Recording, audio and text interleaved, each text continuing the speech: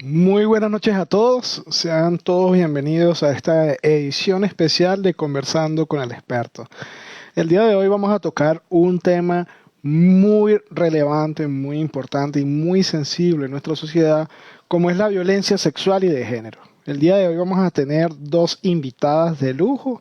Ya los que son usuarios frecuentes de este canal educativo las conocen, como es la doctora Blanca, nuestra psicólogo clínico experta en estos temas, que realmente el día de hoy nos trae herramientas muy poderosas y mensajes muy poderosos, no solamente para los que han sido víctimas de este tipo de agresiones, sino para las personas que se ven involucradas en menor o mayor medida en la atención de estas víctimas o han tenido en sus círculos cercanos de amistades o familiares a estas personas que lamentablemente han sufrido este flagelo más común de lo que ustedes creen, y ya lo vamos a hablar cuando empecemos la entrevista del día de hoy. También vamos a tener a la licenciada Soracmi Pérez, nuestra gran enfermera, que el día de hoy también nos va a dar un enfoque muy grande acerca de las generalidades de ese protocolo, los antecedentes. En fin, hoy vamos a tener una noche muy bonita y vamos a tocar un tema muy actual. Vamos a dar un minutico más para que todos los que se están uniendo puedan hacerlo y podamos participar de una gran jornada educativa el día de hoy. Desde ya pueden ir dejando sus saludos, sus comentarios, aquí los estoy leyendo, desde qué país, desde qué ciudad, de qué institución se están conectando. Mientras damos unos pequeños minutos para que todos se puedan conectar. Un cordial saludo por Chile, por Argentina, aquí los estoy leyendo. Medellín, Colombia, desde Chile, mis hermanos de Bleeding Control Chile, como siempre, consecuentes por acá. Un gran saludo, mis hermanos. Saludos también más gente de Chile, de Venezuela, mi Venezuela querida. Argentina, Colombia, Bolivia, Perú, un cordial saludo. De Temuco, Chile también, un cordial saludo. Mi México lindo y querido también presente. Saludos mi comando, Blackbird, desde Arizona. Saludos desde Chile, más saludos desde México. Excelente, un cordial saludo a todos desde Bogotá, Colombia, nuestra super Jessica también conectada por acá, más gente desde Bogotá. Un gran saludo, Zacatecas, México. Súper genial la camisa de médico táctico, gracias. Muy pronto les voy a estar dando más detalle de ese proyecto personal que estoy iniciando con tanta ilusión. Eso pronto viene por ahí, pero el día de hoy vamos a hablar del tema al que vinimos. Fíjense, para dar la introducción a nuestras invitadas el día de hoy, bueno, yo el día de hoy va a ser afortunado porque va a estar rodeado de dos grandes mujeres que nos van a iluminar de mucho conocimiento el día de hoy. Fíjense, yo quiero hacerle una pregunta a todos ustedes, todos los que me están escuchando en este momento. ¿Cuánto creen ustedes que es el índice? O sea, les voy a poner más fácil la pregunta. De cada 10 mujeres, ¿cuántas creen ustedes que son víctimas de violencia sexual en el transcurso de su vida? 6 de cada 10, 1 de cada 10, 2 de cada 10, 9 de cada 10. A ver, ¿quién más o menos tiene una idea para que empecemos a hablar un poquito acerca de esas generalidades? Esa pregunta es para todos ustedes. Me gustaría muchísimo saber su opinión para que más o menos dimensionemos lo grave que es este problema, ¿no? A ver. De cada 10 mujeres, en el transcurso de toda su vida, ¿cuántas creen ustedes que pueden llegar a ser víctimas de violencia sexual y de género? A ver, aquí están diciendo 9 de cada 10, 7 de cada 10, Emily dice 6 de cada 10, Noemí desde España, un cordial saludo, Noemí, gracias por estar conectada a esta hora. 6 de cada 10, excelente, miren. Según cifras actualizadas de la Organización de Naciones Unidas, que se dedica a este tema con bastante énfasis en Latinoamérica, de cada 10 mujeres, aproximadamente se estima que 7 de cada 10 mujeres en algún momento de su vida van a sufrir algún tipo de violencia sexual. Imagínense eso. Estamos hablando que del 100% de mujeres que habitan en el mundo, cerca del 70% en su vida van a sufrir algún tipo de violencia sexual. O sea, para que dimensionemos lo grave de este problema. O sea, que no es cualquier problema. De hecho, la Organización de Naciones Unidas considera la violencia sexual un problema de salud pública. O sea, para que lo dimensionemos. O sea, está a la altura de las enfermedades cardiovasculares, del VIH y SIDA, de la tuberculosis. O sea, está a la altura de eso, para que tengamos una idea. Y ahora la otra pregunta que quiero hacerles a ustedes, porque es un mito muy frecuente. ¿Ustedes creen que la violencia sexual solamente le ocurre a las mujeres? Es exclusivamente de las mujeres la violencia sexual y de género. Estamos claros de que son el blanco principal de este flagelo, pero es exclusivo de las mujeres. A ver, me gustaría muchísimo también saber su opinión, la opinión de todos ustedes. Y bueno, gracias por participar, porque hoy están muy participativos. Me gusta. A ver, Emily dice que no. Y Tactical Colombia no. Así es. Aunque no es muy frecuente y ocupa un porcentaje muy bajo, también la población masculina puede ser también víctima de violencia sexual. De hecho, es bastante particular, eso lo vamos a tratar, porque como hay un estigma muy grande, sobre todo en lo que es el espectro de Iberoamérica, tenemos todavía una cultura muy machista, en donde imagínate que tú llegas a una comandancia de la policía y le dices, mira, a mí mi mujer me pega. Lamentablemente hoy sigue viéndose como un chiste. Y muchos hombres son víctimas de violencia sexual. De hecho, hace como 2 semanas, no, 2 meses, perdón, vi unos titulares de España de un hombre que efectivamente fue continuamente acosado hasta que la novia lo asesinó. Entonces es algo que también tenemos que tratar y sin olvidar obviamente a nuestra infancia, que es uno de los blancos principales de este gran flagelo. De eso y muchísimo más vamos a estar hablando el día de hoy. Sin más preámbulo, vamos a darle la entrada a nuestras dos invitadas del día de hoy. Vamos a mandarle aquí la solicitud y bueno, pueden ir dejando sus dudas, sus comentarios, si algo no queda muy claro. Sora, muy buenas noches. Hola Carlos, buenas noches. Saludos a todos. No, bien, si quieres puedes ir saludando a todos mientras le damos la entrada también a mi querida doctora. Listo. Saludos a todos. Por acá veo que hay gente de Venezuela, Perú, de España. Me sorprende la gente de Europa. Doctora Blanca, muy buenas noches. Muy buenas noches para ambos, para todas las personas que nos están acompañando. No, un privilegio. Bueno, primero un privilegio para mí estar rodeado de dos grandes mujeres en esta noche educativa del día de hoy. Realmente muy contento de que hayan aceptado la invitación. Y bueno, aquí tienen personas conectadas desde Perú, Colombia, Venezuela, Chile, Argentina, gente de España conectada a esta hora. Ellos sí se están trasnochando bastante. Y bueno, darles un cordial saludo a todos ustedes.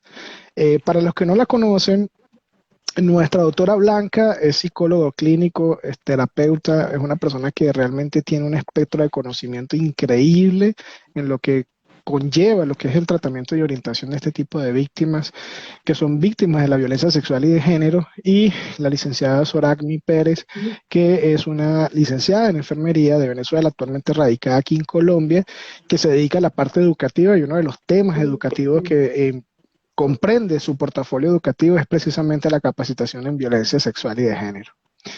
Entonces, bueno, no sé si quieren, antes de que pensemos, quieren dar una introducción acerca de ustedes, saludar a las personas que están conectadas en este momento.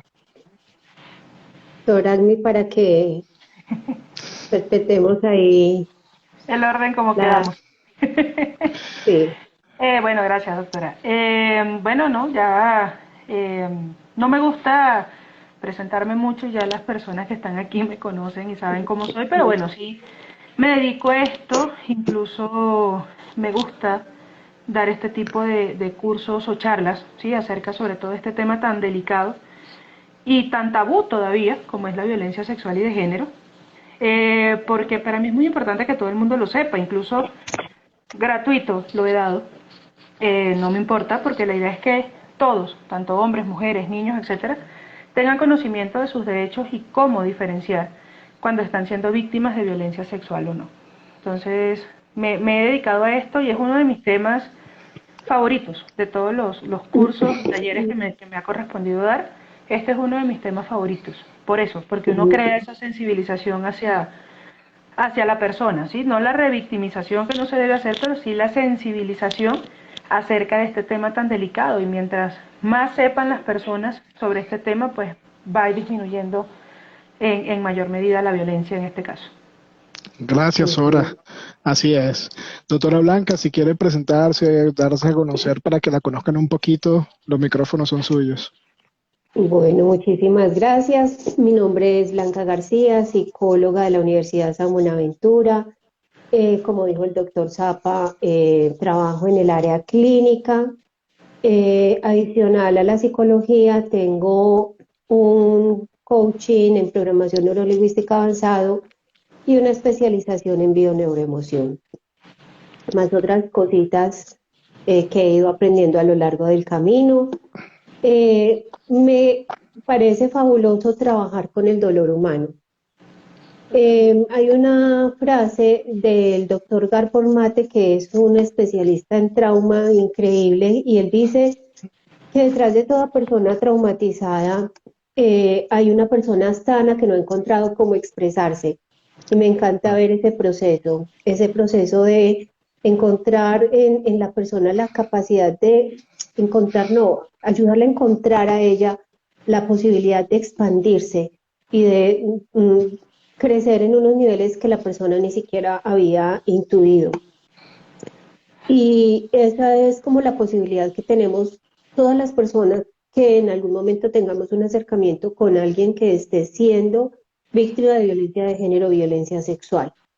La palabra víctima para mí es controversial, ya ahorita les compartiré un poquito más del tema, porque si bien es la palabra desde la legalidad que es necesario expresar, también al mismo tiempo facilita una condena para la persona. Entonces, es una palabra que es importante utilizar con mucho cuidado.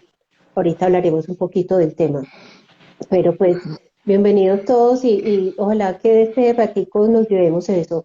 Y es que las personas, ¿por qué hablo de trauma? Porque todos tenemos heridas. Y por supuesto las personas víctimas de violencia de género y violencia sexual tienen también una herida, pero todos tenemos esa capacidad de expresar ese ser saludable que hay dentro de nosotros. Entonces, que veamos esa luz y que no nos dejemos intimidar por lo que significa la palabra violencia de género, violencia sexual, que realmente nos hace muchísimo peso. Oh, muchísimas gracias, doctora. Realmente que muy interesante y bueno, desde ya ansioso de escuchar su intervención. Y bueno, para explicarles a todos los que nos están escuchando el día de hoy cómo va a ser la dinámica de esta edición especial para que también ustedes puedan participar, vamos a hacerlo tipo conversatorio. En un inicio, la licenciada Soragmi nos va a hablar acerca de las generalidades del protocolo de la atención de las personas que son víctimas de violencia sexual y de género, algunas cifras, algunas generalidades. Posteriormente, la doctora Blanca nos va a hablar acerca de las herramientas psicológicas para las personas que son o víctimas de esto o están cercanas o en el círculo de esto.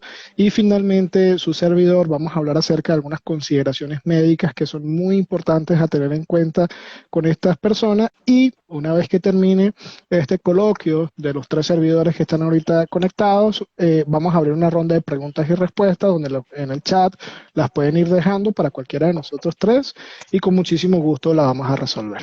Entonces, Soragmi, todos tuyos los micrófonos.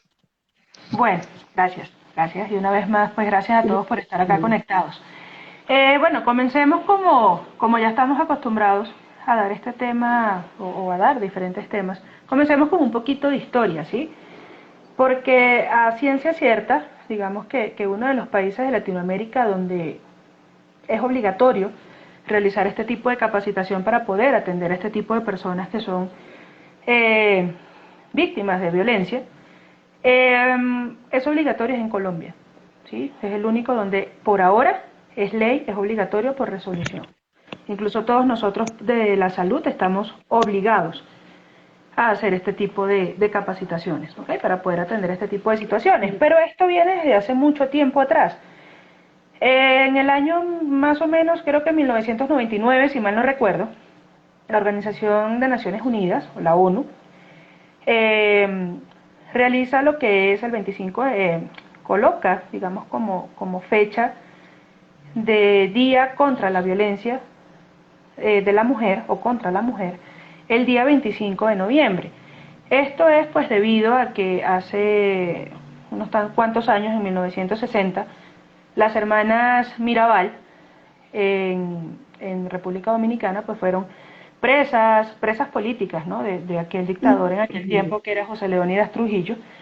Fueron presas y fueron maltratadas, ellas y sus esposos, ¿no? Pero más que todo ellas porque fueron maltratadas, fueron violadas, incluso lo hicieron público, ¿okay? Sus violaciones, sus vejaciones, etcétera, fueron públicas. Y por eso se decreta en ese año, lo que es en 1999, lo que es el 25 de noviembre como el Día contra la Violencia de la Mujer. Luego, pues, la ONU se enfoca mucho en lo que es la violencia contra la mujer, pero se dan cuenta, pues, que ya hay, no solamente es contra la mujer, sino que es contra los niños, que es también contra los hombres, etcétera. Y entonces crean este protocolo. Este protocolo viene de ellos, ¿sí? Lo que pasa es que cada país lo va adaptando según las necesidades y según los requerimientos que hay en cada país. Por ejemplo, acá en Colombia existen por ahora 3 leyes o 3 resoluciones. La primera es la 459 del 2012, comenzamos en el 2018, pero esa ya ha avanzado un poco, que es donde se adopta lo que es el protocolo como tal, que se los voy a nombrar hoy paso a paso brevemente, ¿ok? Es ese protocolo y el modelo de atención integral a las víctimas de violencia sexual, que es obligatorio y debemos hacerlo así para que todos tengamos el mismo orden. Tenemos la ley también 1146 del 2007, donde lo que hacen es que se expiden las normas para lo que es la prevención de la violencia sexual, entre ellos la obligatoriedad del personal de salud a hacer este tipo de capacitaciones, por lo menos anualmente o cada 2 años, dependiendo de si hay alguna actualización en la resolución. Y tenemos también la ley 906 del 2004, donde específicamente en un artículo que es el 255, se hace lo que es la aplicación de la cadena de custodia, pues que más adelante van a hablar un poco más de ello, y que es responsabilidad nuestra como servidores públicos. Así trabajemos en instituciones privadas, somos servidores públicos porque nos debemos al público, al paciente, ¿ok? Y nos abarca todo el que entre en contacto con esa cadena de custodia. El protocolo de atención que manejamos según esta ley tiene 15 pasos, ¿ok? El programa como tal se divide en 5 momentos, que cada uno de nosotros pues va a tocar algunos momentos en lo que nos toque en la intervención del día de hoy, pero yo les quiero hablar de estos 15 pasos, porque digamos que esto es de todo el protocolo lo que nos debemos aprender, ¿sí? Ya después vamos internalizando cada uno, aprendiéndolo un poco más a profundidad, pero esto es lo que debemos aprender.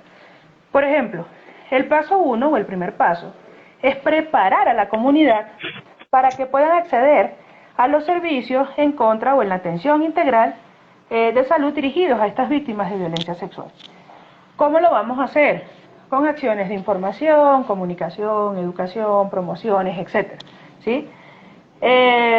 Existen también unos factores protectores, ¿okay? Que esos también van a ayudar mucho a prevenir este tipo de cosas, y es importante que la comunidad los conozca, porque yo le puedo enseñar a alguien, mire, usted es víctima de violencia sexual cuando le hacen esto, esto y esto. Ajá, ¿y ahora para dónde voy? Sí, eso es muy importante que estas personas lo aprendan, y por eso es que este es el primer paso de este protocolo.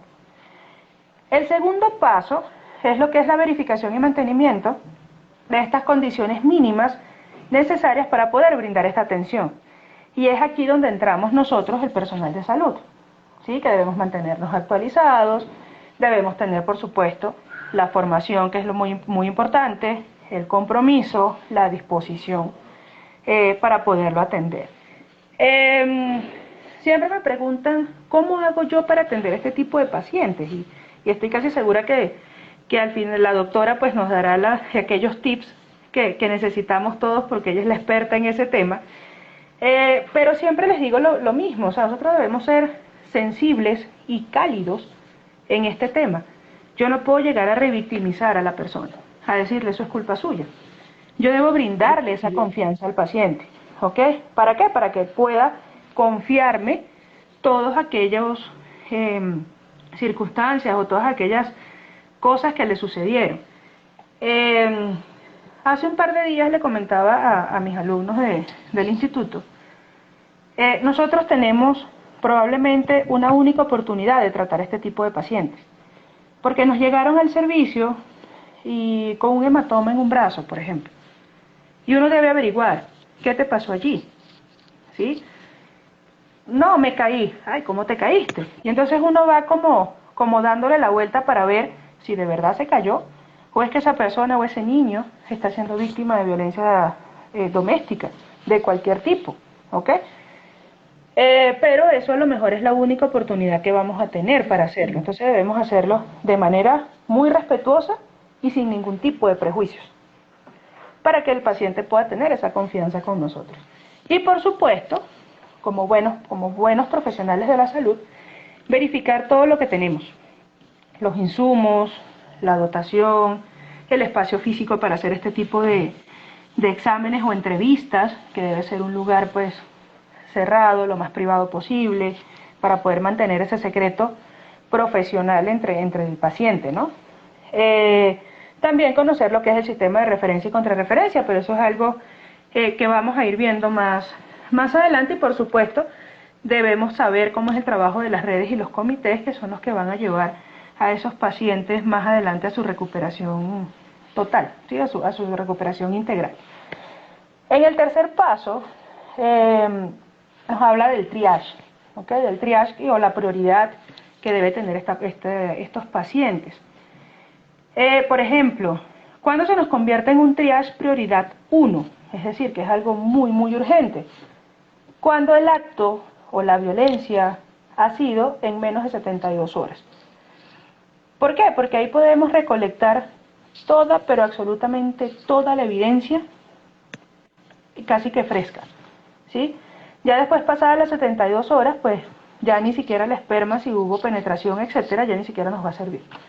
¿Por qué? Porque ya han pasado más de 72 horas, pues ya el espermatozoide solamente dura 3 días. Entonces ya ahí se nos empieza a dificultar un poco. No es que no sea una emergencia, se nos convierte en un triage de prioridad 2. O sea, podemos darle un poquito más de tiempo, podemos canalizarlo mucho mejor.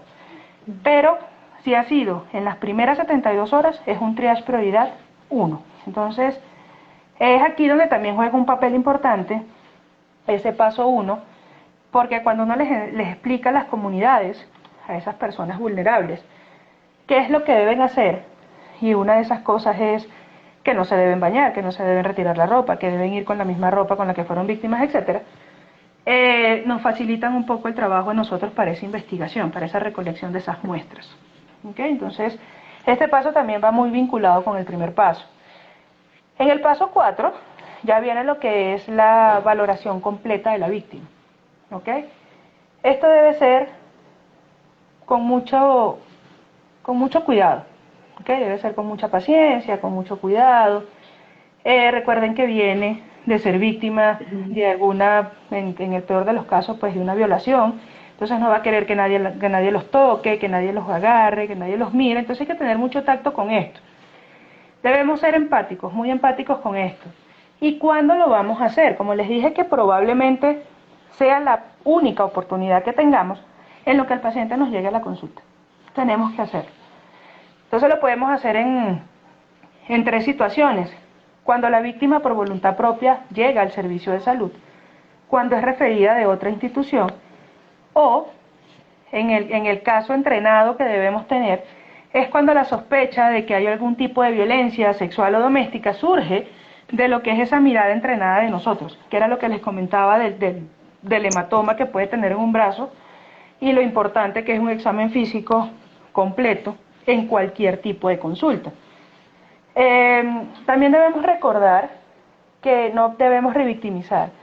Hay que tener mucho cuidado con esto. Y por supuesto hay que generar confianza. Hay que tener un buen lenguaje corporal. Hay que evitar hacer esas preguntas subjetivas o esas preguntas cerradas. Hay que dejar es que el paciente hable. Generar esa confianza y que el paciente hable. En algún momento en toda esa historia contará algo, ¿sí? O se sentirá en confianza para hacer eso. Y por supuesto hay que usar lo que es un tono de voz adecuado, pues, y tener esa escucha activa en todo momento, porque en cualquier momento suelta lo que es lo que nosotros necesitamos escuchar para poder ayudar a esa persona. Ya lo que es el quinto paso, pues es un poquito el tema más médico, que son esas tomas de muestras diagnósticas necesarias para poder valorar lo que es el estado de salud de estas víctimas en la evaluación inicial.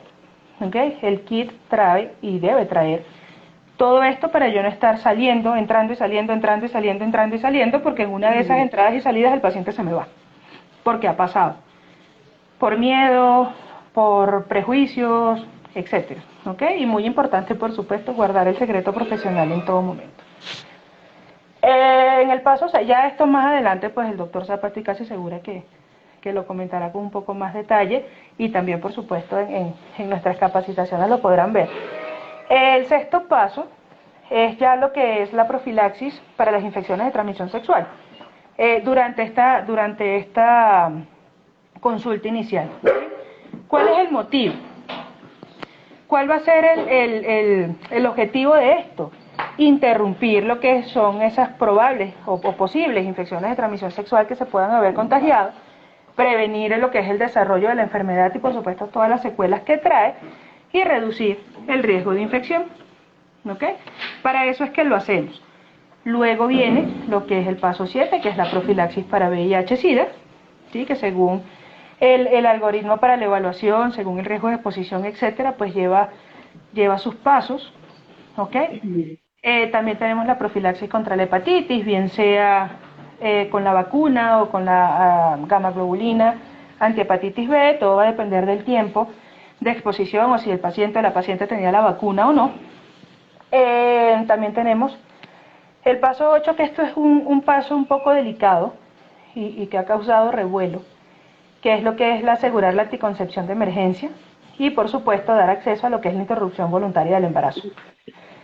Esto no se toma a la ligera, ¿okay? Esto debe pasar por un proceso psicológico, ¿okay? Por una consulta psicológica para poder llegar a esto. Y a mí me encanta cuando me dicen tienen que esperar el aval del psicólogo o del psiquiatra, dependiendo de lo que tengamos en el servicio, ¿no? Para poder llegar a esto. En cualquier edad, para el riesgo de embarazo, pues podemos usar el levonorgestrel. En el caso de que sea antes de las 72 horas, después de las 72 horas podemos utilizar el DIU como método anticonceptivo. Funciona. Y, por supuesto, ya cuando hablamos de una interrupción voluntaria del embarazo, primero tiene que pasar por las manos de la doctora antes de que pueda decir que está mentalmente estable como para poder tomar esa decisión, ¿sí? Pero eso lleva su proceso. En el paso 9, pues tenemos lo que es asegurar esa intervención terapéutica en salud mental, ¿sí? Esto es muy importante. La intervención terapéutica o estos primeros auxilios psicológicos que uno da, jamás y nunca, y estoy completamente de acuerdo con eso, va a reemplazar lo que es la atención especializada en salud mental. O sea, yo voy a brindar un primer auxilio psicológico para tratar de ayudar a esa persona a llevar ese momento, ¿okay? Ese difícil momento, pero mi trabajo como personal de salud es canalizarlo o canalizarla hacia un psicólogo o un psiquiatra, ¿ok? Dependiendo de lo que tenga en ese momento. Los psicólogos me encantan, entonces, adelante, ¿sí? Vaya con el psicólogo, ¿sí? Es la mejor ayuda que puede tener, de verdad que sí. En el siguiente paso, que es el paso 10, ¿ok? Ya hacemos lo que es la planeación de los seguimientos. Según el protocolo que tenemos aquí, porque eso va a variar según cada país, ¿ok? He leído algunos protocolos que hacen seguimiento a las 2 semanas, después a los 6 meses y después a los 12 meses, solamente hacen 3 seguimientos. El de aquí de Colombia me gusta mucho porque hacemos un seguimiento muy cerrado. Y ahí no dejamos al paciente solo en ningún momento y podemos dar una mejor atención. Por ejemplo, la evaluación inicial, hacemos todo lo que tenemos que hacer en ese momento y luego volvemos a ver a ese paciente a las 2 semanas. Pero que también es bueno de este protocolo y que nos obliga, es que si, por ejemplo, el doctor Carlos vio a la paciente, él no va a dejar de ver a esa paciente porque todos los controles van a ser con el doctor Carlos hasta los 12 meses. Y eso es clave, así como usted lo comenta, doctora, es porque va a dar esa confianza de que el paciente vuelva. Porque el doctor me trató bien, o porque la doctora me trató perfecto, y se hace ese vínculo, ¿ok? Paciente, personal de salud, o paciente enfermero, paciente médico, etcétera. Y el paciente va a volver y se va a hacer su seguimiento completo. Tenemos a las 2 semanas, a las 4 semanas. A las 2 semanas incluso ya se empieza a hacer lo que es la asesoría para la interrupción voluntaria del embarazo, de ser necesario. ¿ok? Y ahí se comienza la asesoría. O el control prenatal si esta persona decide continuar con el embarazo, ¿ok? A las 4 semanas igual se sigue haciendo el seguimiento de la ruta de atención, todo lo que son los procesos, a dónde debemos ir, ¿ok? A los 3 meses se sigue lo que es el seguimiento para el diagnóstico con VIH, etcétera, según los protocolos. Luego volvemos a ver al paciente a los 6 meses y a los 12 meses se hace una evaluación completa, una evaluación holística, podríamos llamar, porque evaluamos al paciente mental, social, familiar, ¿ok? Y cuál es la necesidad del tratamiento que tiene. Y empezamos a delegar. ¿Sí? Ya no lo va a atender el doctor Carlos, sino que ahora va a pasar a las manos de la doctora Blanca, o va a pasar a manos también de otro médico, etcétera, ¿sí? Ya comenzamos a delegar y hasta ahí vemos a estos pacientes, ¿sí? Tenemos un año completo para hacer este seguimiento. Bueno, ya ese es el paso 11, esa derivación a otros especialistas, dependiendo de las necesidades del paciente que veamos en los pacientes. Y el paso 12, a pesar de que es uno de los últimos pasos, es uno de los pasos más importantes que vemos en este protocolo. Menos, por supuesto, que lo de la toma de la muestra, pero sí es muy importante, porque aquí es donde hacemos la derivación de otros sectores que están involucrados. En el caso de los niños, ¿sí? Aquí tenemos el Instituto, el ICBF, eso, de Bienestar Familiar, Instituto Colombiano de Bienestar Familiar, y también para brindar esa protección a esa persona está la Fiscalía General de la Nación.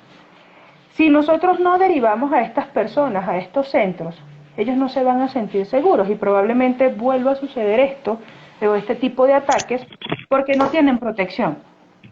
¿Ok? Entonces, que funcionan lento, que funcionan rápido, etcétera, hay que derivarlos allí porque esa es su protección. ¿Ok?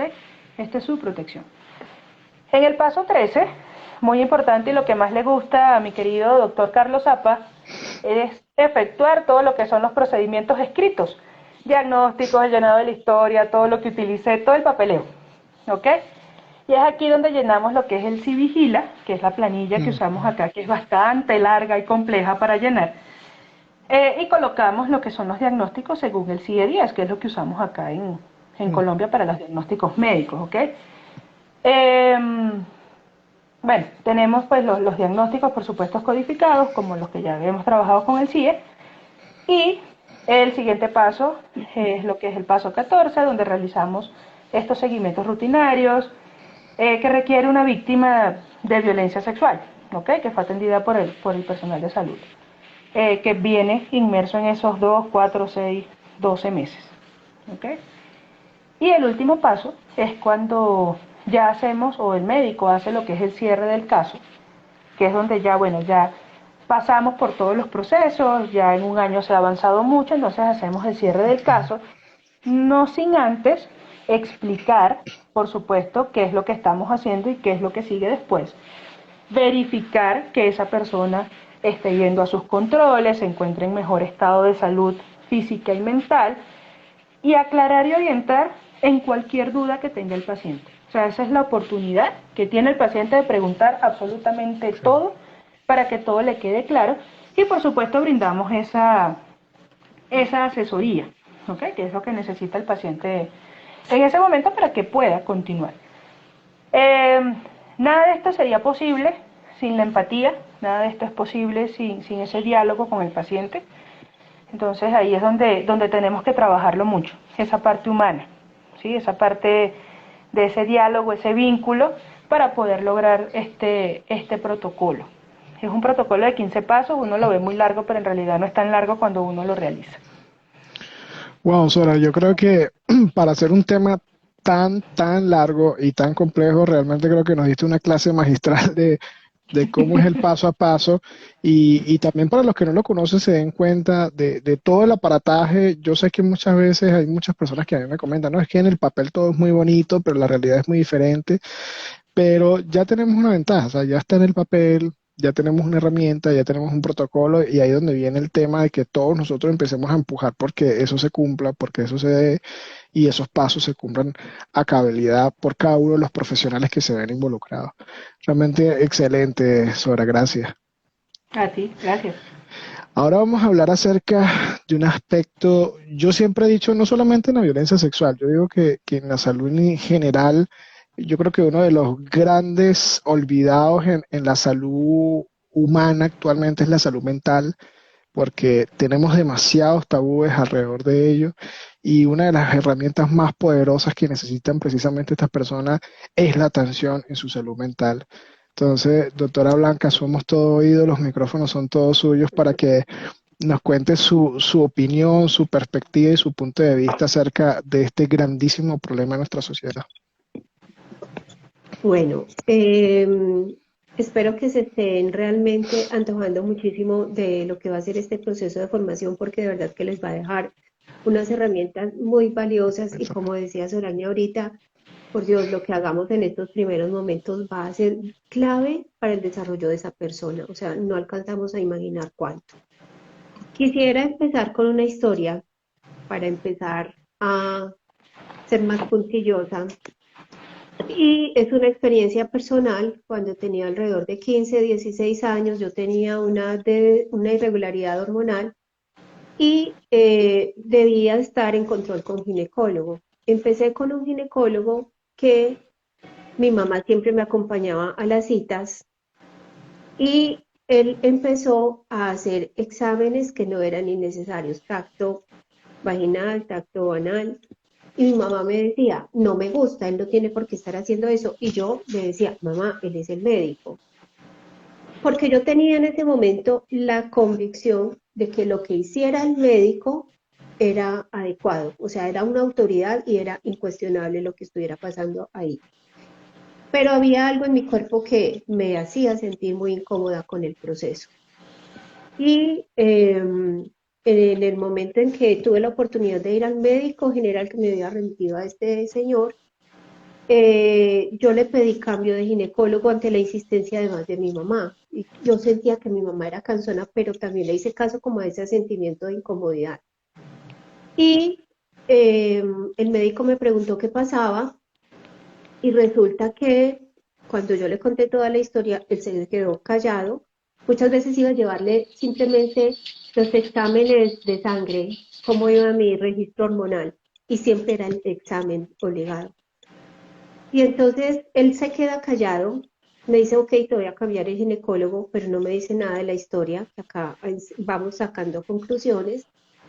La primera, la normalización de ciertas acciones por parte de otros, y en el entorno familiar y en el entorno social se normalizan acciones. Segundo, el silencio del médico, que pues hoy en día pienso, ok, él debió haber expresado algo y no sé si después hizo algo internamente con respecto a este ginecólogo.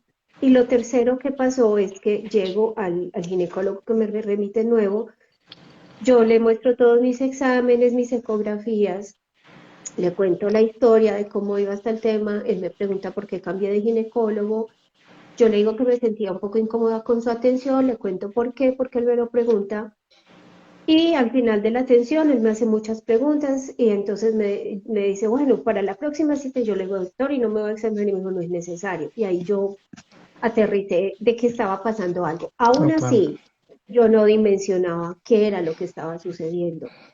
Mucho tiempo después, aún siendo ya psicóloga, estaba estudiando algo de lo que he ido aprendiendo y había un ejercicio que en este momento no recuerdo exactamente cuál fue, pero estábamos trabajando situaciones a nivel emocional y entonces empecé a hilar ciertas cosas que me pasaban en ese momento hacia atrás y llegué hasta ese episodio y en ese momento yo pude hacer un reconocimiento de una situación de abuso sexual, que hasta ese momento para mí no existía. Entonces les comparto esta historia inicial porque lo primero que quiero enfatizar y generar una reflexión muy profunda es que realmente tenemos una visión muy limitada con respecto a lo que significa la violencia sexual y la violencia de género. Y de cuenta de esa visión tan limitada, tenemos normalizadas una cantidad de acciones y de comportamientos por parte de quienes son los agresores. Hace algunos años en Bogotá, una chica en un restaurante Andrés Carne de Res, supremamente Sí, reconocido, fue víctima de una violación y la prensa y todo el mundo se centró en que la niña tenía minifalda. Como si estar de minifalda avalara a cualquiera para llegar y increíble. hacer uso de su cuerpo. Entonces, acá surgen todos nuestros prejuicios y todas las ideas preconcebidas con respecto a lo que es la violencia de género y la violencia sexual. Y yo pienso que acá es donde tenemos que empezar, o sea, antes de mandarnos con un derrotero de cómo intervengo, yo tengo que hacer una evaluación y una reflexión de qué prejuicios, de qué creencias puedo yo tener con respecto a lo que es la violencia de género y la violencia sexual. Porque puede ser que surja una creencia del tipo, pues es que tan boba como se deja casar, pues que se vaya de la casa, que lo he oído así. Sí, Pero si tú no te paras a entender qué hay dentro de ese ser humano que está tan paralizado, por ejemplo, en los casos de violencia de género, que no logra salir de ese ciclo de violencia, lo único que vas a hacer, ahorita Sorani enfatizaba algo que para mí es vital, no vamos a lograr generar un entorno seguro donde esa persona pueda pensar que sí hay alternativas, que sí hay recursos para ser ayudada y para cortar con estos ciclos, sea el que sea, cualquiera de los dos que se esté presentando. Entonces, yo creo que acá empieza el ejercicio primario y muy importante. ¿Desde qué actitud mental estoy recibiendo yo a esa persona que está en esta situación tan dolorosa? Que así suena la expresión un poquito romántica, pero viene con su alma fracturada. Porque todo lo que era su mundo se ha venido abajo. Bien sea una violación o abuso sexual, bien sea una primera violencia física o una repetida, no importa realmente. Pero acá empieza este tema fundamental y es cómo propicio yo que esta persona deje de ver como algo normal lo que le ha sucedido, porque tenemos también esta normalización, como venía diciendo, de todos estos actos violentos, y cómo puedo empezar a pensar que hay algo de lo que me está sucediendo que no está bien y que por esa misma razón es importante que yo empiece a tener un apoyo, un respaldo, un acompañamiento que lo estoy encontrando en ese personal de salud. Entonces, pienso que en ese proceso, y acá voy a incluir todo el personal de salud, no quiero que sea una generalización. En nuestro proceso de formación como profesionales pasa algo muy paradójico. Yo recuerdo que a mí me decían en mi proceso ya de práctica, no se vincule emocionalmente con el paciente. Que además yo ya no les digo pacientes, típico. sino consultantes. No se vincule emocionalmente, porque entonces usted cómo le va a ayudar. Y obviamente no se trata de esa identificación hasta el punto donde yo pierdo la regulación de mi propio estado emocional y pierdo la capacidad de ayudar a ese otro. Pero si nosotros nos desconectamos de lo que sentimos como seres humanos ante el dolor del otro, y si nosotros no somos capaces de ponernos en contacto con nosotros mismos, ¿cómo vamos a ser capaces de ponernos en contacto con el otro? ¿Y cómo vamos a ser capaces de generar esa empatía de la que hablaba también Sorani, que es clave para que ese otro se sienta acogido, seguro, a salvo, con posibilidades además? Entonces, ese sería para mí como un segundo paso a pensar y es necesario un equilibrio entre la técnica, la teoría y ese ejercicio práctico con los aspectos humanos que conlleva esa intervención. O sea, no lo podemos olvidar, no lo podemos desligar. Tienen que ser una sinergia, tiene que ser un equilibrio, porque si no, nos vamos a ir muy bien con la técnica, pero no vamos a lograr nada. O sea, no vamos a llegar a ese ser humano. Y lo vamos a dejar tan solo desprotegido y vulnerable como cuando llegó a nuestra consulta. Entonces, acaba como alineándose un colchoncito en donde vamos a coger a ese otro que viene a nuestra ayuda, que acude a nuestra ayuda. Ahorita el doctor Zapa, cuando estábamos empezando, que hablaba de la violencia de género, decía que no se trata solamente de la mujer, porque es que género es más que hombre y que mujer. Tenemos que salirnos de esta duplicidad única y entender que acá cabemos todos, absolutamente todos. Cuando recibimos a una persona víctima de violencia de género, violencia sexual, preguntémonos si sabemos acaso qué está pasando dentro de él. Acá me voy a volver un poquito biológica, pero empecemos por algo fundamental.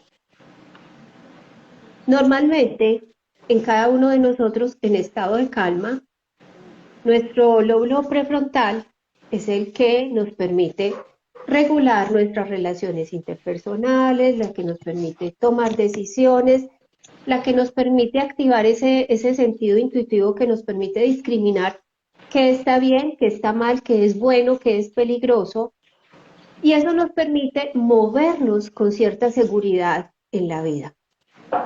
Cuando una persona es víctima de trauma, este sistema se apaga.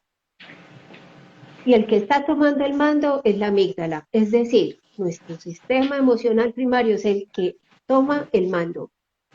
Porque en ese momento nuestro cuerpo, que está leyendo que está en una situación de peligro, se pone en modo de huida, escape o me congelo. Perdón, afrontamiento, escape o me congelo. Se me iba olvidando la clase. Y en ese estado de modo supervivencia, la persona pierde la capacidad de discriminar lo que es conveniente para ella y lo que no. Entonces pensemos en una persona que llega desconectada. De hecho, una de las cosas que vamos a ver en estas personas, que en medicina hablamos de disociación, en psiquiatría, y en disociación estamos hablando de una persona que está desconectada de su capacidad de reflexión, que está desconectada inclusive de su propio cuerpo, está desconectada de sus emociones. Y bajo esa condición de extrema vulnerabilidad, nosotros necesitamos generar para esa persona un punto de equilibrio, un punto de estabilidad que le permita empezar a recuperar su capacidad de regularse ella misma y de poder empezar a afrontar todo esto que le está pasando. Entonces, si pensamos, por ejemplo, en una persona víctima de violencia de género, la repetición de los ciclos de violencia no es producto de una terquedad o tan miedosa. Usted puede trabajar, usted puede ganarse la vida por usted misma, etcétera. Y acá vuelve y juega, son nuestros prejuicios, ¿cierto? Nuestras ideas preconcebidas de lo que está pasando con esas personas. Y podemos entender que esa persona se pone en peligro constantemente. Ella y una persona víctima de violencia sexual se está poniendo en peligro constantemente porque esa capacidad de autocuidado está profundamente dañada. Y nosotros vamos a hacer el relevo de ese cuidado en el momento en que estamos haciendo esas intervenciones iniciales Y obviamente durante el proceso terapéutico de la persona, mientras hace la recuperación, ¿cierto? De todo su bienestar emocional.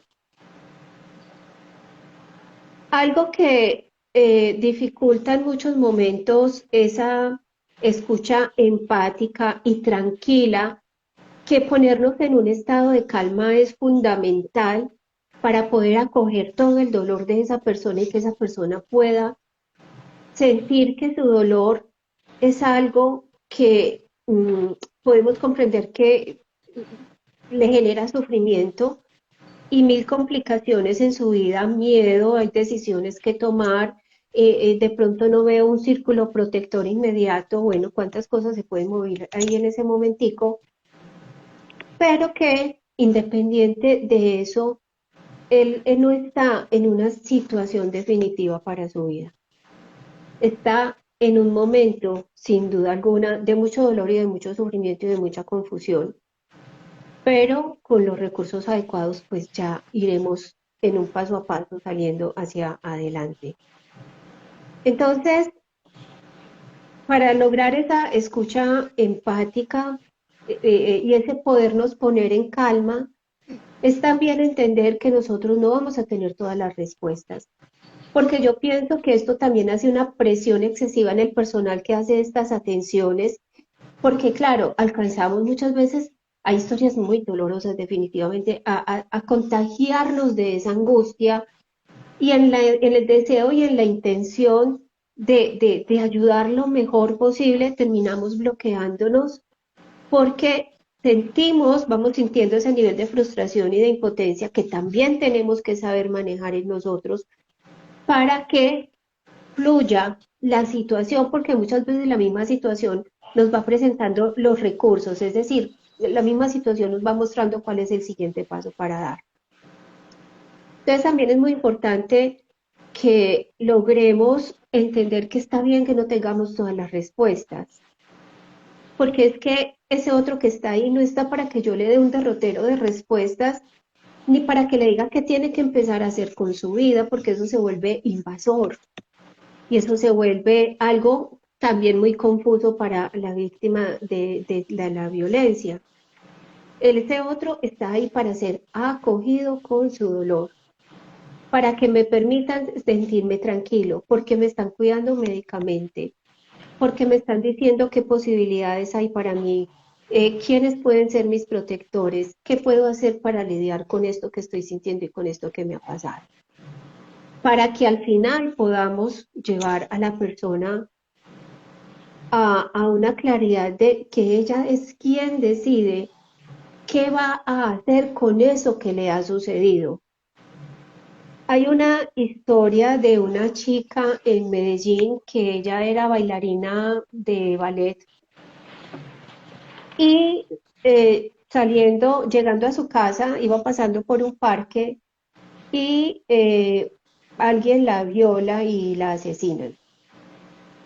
La mamá de esta chica, lo que hizo después de la muerte de su hija fue empezar a crear un grupo que apoyara a otras madres que habían perdido sus hijos en en situaciones, perdón, muy dolorosas, y empezaron a crear una red de apoyo y un grupo terapéutico. Entonces, muchas personas víctimas de violencia de género y violencia sexual se vuelven muy conscientes de que en ellos hay un poder extraordinario para elegir no seguir identificándose como víctimas y identificar que ellos son los artífices de lo que pase con su vida de ahí en adelante. Entonces, acá vamos viendo que más que un derrotero que lo vamos a ver en nuestra capacitación, hay unos elementos que se vuelven como de una reflexión personal inicial muy importante. Y insisto, o sea, tengo que saber qué preconcepciones tengo yo frente a esta temática. Como segundo, tengo que lograr reconocer cuáles son mis alcances, pero también mis limitaciones. aceptar que todas las respuestas no las voy a tener, entender que una respuesta empática y segura no es estar hablando mucho, al contrario. Hay un estudio, Sí, que en este momento no me acuerdo bien dónde lo hicieron, que medían el campo electromagnético mientras está el paciente con el consultante, y el médico con el consultante, perdón, y empiezan a mirar como la armonía de esas ondas electromagnéticas o no, y resulta que había más armonía cuando el terapeuta está sí, calladito y está permitiendo que esta persona que está enfrente exprese todo lo que necesita, empezando por ahí. Porque es que en los entornos donde están estas personas están hasta acá sobre todo en la violencia de género, de muchos juicios, de muchos señalamientos que lo que hacen es paralizarlos cada vez más y llegar a un espacio donde ellos pueden llegar y hablar y empezar a expresar todo lo que están viviendo y todos los miedos que tienen sin estar recibiendo ninguna apreciación al respecto en cuanto a juicio, quiero decir. Esto les permite empezar a soltar gran parte del peso que tienen en ellos y ver como el panorama un poquito más despejado. Y está como ese proceso, obviamente, de lograr que la persona eh, ella misma vaya logrando vislumbrar recursos con los cuales cuenta para salir de este proceso. Miren, en esas atenciones iniciales que nos decía ahorita Dorasmi, por ejemplo, el solo hecho de preguntarles, ¿viniste con alguien? mm, ¿Quieres que esté acá contigo en la consulta? ¿Te sientes mejor estando a solas? ¿Puedo traerte algo para que te sientas más cómoda? Es decir, estos pequeños gestos de humanidad que adquieren un valor trascendental en estas atenciones. Vamos a estar hablando muy a fondo de lo que es la intervención en crisis como tal, que es clave obviamente en este proceso. Sin embargo, lo que empieza a allanar ese buen terreno para esa intervención en crisis muy exitosa es este primer acercamiento, donde ese consultante se lleve una imagen de yo acá encuentro recursos, yo acá puedo estar tranquilo y que pueda encontrar cómo serenarse un poco en medio de todo ese caos del cual viene. Van a surgir emociones muy displacenteras en mí y en el consultante, porque nuevamente, por más que seamos entrenados para desconectarnos de la atención, o sea, tenemos que ser, yo no sé, volvernos sí. sociópatas para que, sí, robots, para que realmente estemos desconectados de esa emoción.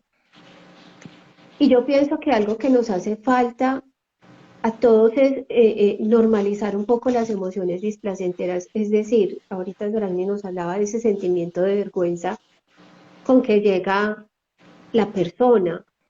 Y si yo estoy escuchando al otro en sus múltiples expresiones de dolor y estoy acogiendo con todo el respeto y con toda la calidez todo esto que la persona me está expresando, estoy haciendo un trabajo. Vámonos dando cuenta que, aunque hay unos lineamientos, el simplemente tener esa sensibilidad frente a lo que el otro está experimentando ya está haciendo mucha parte del trabajo, de lo que es esa intervención en crisis.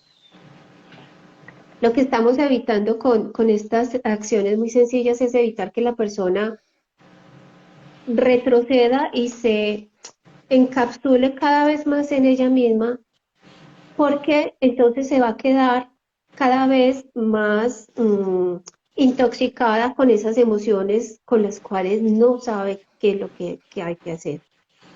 Entonces es tan importante facilitar esa expresión de todo lo que está viviendo, la expresión del relato de lo que ha vivido. Y parte de lo que evita mucho esa revictimización, que Sorani también ahorita mencionaba, es precisamente cuidar el lenguaje corporal, cuidar la expresión, cuidar la palabra. porque nosotros estamos tan desconectados también de nuestro propio cuerpo que no nos damos cuenta que estamos alzando la ceja, que se nos infló la nariz, ¿cierto? Por Total, acá salió la total, muesca total. y puede que conscientemente nosotros no sepamos leer, no entendamos el lenguaje verbal, pero nuestro cerebro filogenéticamente desarrollado para hacerlo, sí que entiende qué es lo que está De pasando en una. ese otro. Entonces, cuidar estos elementos tan básicos se vuelve crucial, porque puedo estar diciendo algo, pero lo que entendemos en un mensaje, el mayor porcentaje es lenguaje corporal. Las palabras tienen la menor participación.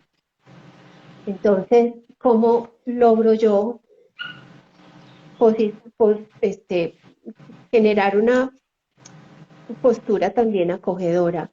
Y cosas tan sencillas como tener un leve acercamiento sin invadir el espacio personal de ese otro que viene de una situación de violencia y va a estar muy receloso de ese espacio personal, pero generar cierto acercamiento, el solo hecho de inclinar un poco mi cabeza hacia el otro, te está haciendo ese contacto con el otro.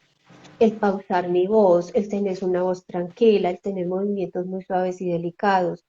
Ese espacio seguro del que nos hablaba también Soragni ahorita, donde estemos los dos en privacidad atendiendo lo que te ha sucedido, donde no hayan interrupciones, porque eso le está garantizando al otro que yo le estoy dando un alto valor y una alta importancia a todo lo que le ha ocurrido.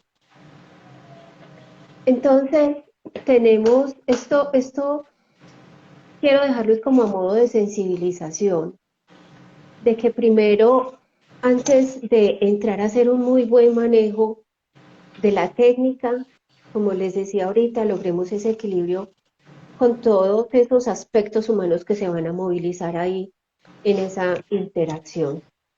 Y si logramos esa muy buena retroalimentación personal, estamos más que listos para empezar a usar la técnica.